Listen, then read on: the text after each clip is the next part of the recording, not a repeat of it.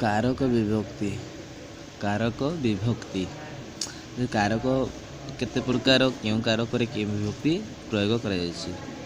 एक श्लोक माध्यम रे कारक विषय कहा जायछि जे कारक केते प्रकार कर्ता कर्म च करणम संप्रदानम तथैव च अपादान अधिकरणे इत्याह कारकाणि षष्ठ। अर्थात जे कारक 6 प्रकार देखिए ये हम कारक 6 प्रकार कौन कौन ना कर्ता कारक कर्म कारक करण कारक संप्रदान कारक अपादान कारक अधिकरण कारक। ये एक उदाहरण नि कौन ना उदाहरण दशरथंकर पुत्र रामचंद्र शर द्वारा युद्ध क्षेत्र रावण को मारी तेणु ये मुख्यतः आम जाना कर्ता किए कर्म किए क्रिया ये सब आम देख ये जाना जे पुत्र रामचंद्र होउचंदी कर्ता रावण को मारी रावण होउचंदी कर्म क्रिया मारी होउची क्रिया।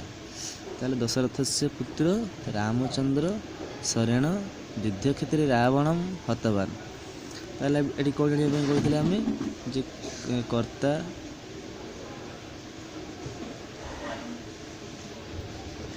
कर्म आउ क्रिया। कर्ता को केमती जानिबा ना आम यदि प्रश्न करवा किए मारी थिले जहाँ उत्तर आसो तो जाना सी कर्ता जे रामचंद्र मारी थिले तेणु रामचंद्र ठारे होउछन्ति कर्ता। तापरे कर्म पाई प्रश्न करवा आम कर्ता क्या मारी थिले रावण को मारी थिले कर्म आसीगला रावण।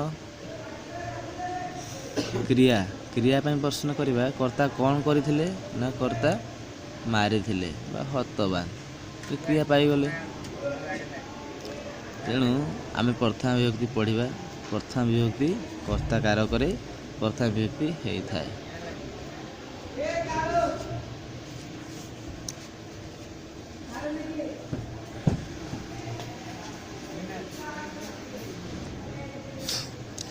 वाक्य रे जी क्रिया संपादन करे बा कार्य निर्वाह करे ताहाकु कर्ता कहा जाए। वाक्य रे जी क्रिया संपादन करे बा कार्य निर्वाह करे ताहाकु कर्ता कहा जाए। उदाहरण होची राम विद्यालय को जाउछि एठारे किए जाउछि राम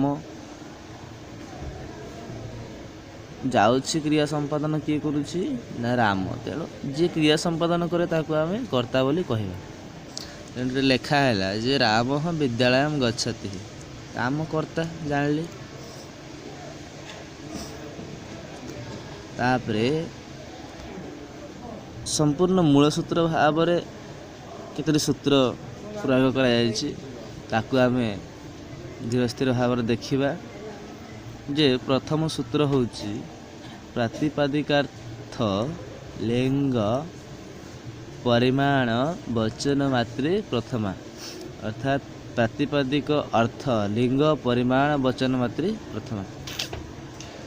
ताले प्रातिपदिक किए किए जाति व्यक्ति लिंग संख्या कारक इति पांचकम प्रतिपादिकम। जेठारु एठी परिमाण वचन मात्र प्रथमा लिखी तेणु आमे प्रातिपादिक अर्थ जाति व्यक्ति लिंग बा लिंग मात्राधिक प्रथमा बोली प्रातिपादिक को धरिबा। आउ संख्या परिमाण मध्य एठी अछि संख्या आउ वचन। ओ देख ये भल से देख प्रातिपादिक जाति व्यक्ति लिंग संख्या आउ कारक वचन एक वचन द्विवचन बहुवचन।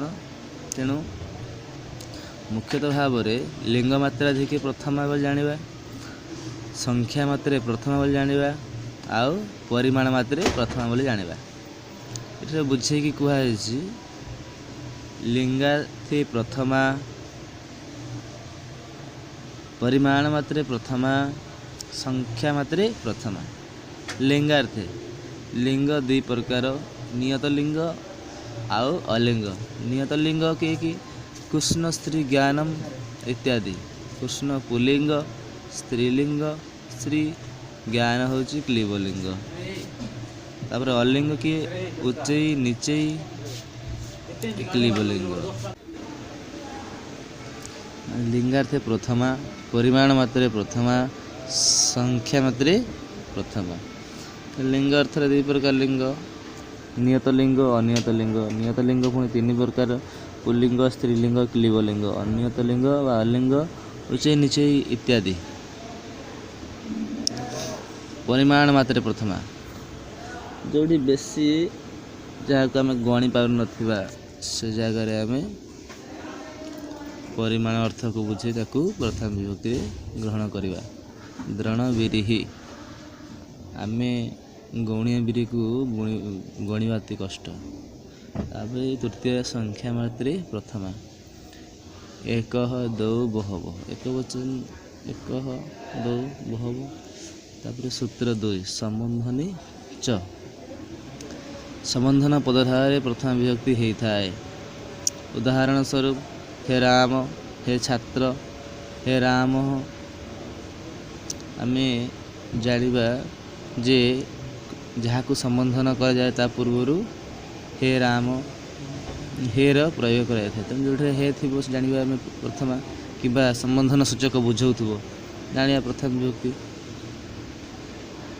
सूत्र 3 केतेक अवय जोगे प्रथम विभक्ति होता है।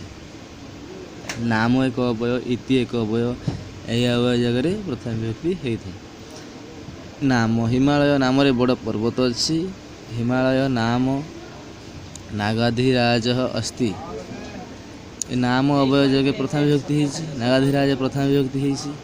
सेहीपरि इति, रावण बोली दैत्यराज थिला, तेणु रावण इति दैत्यराज आसी, इति अवय जगह प्रथम विभक्ति होती।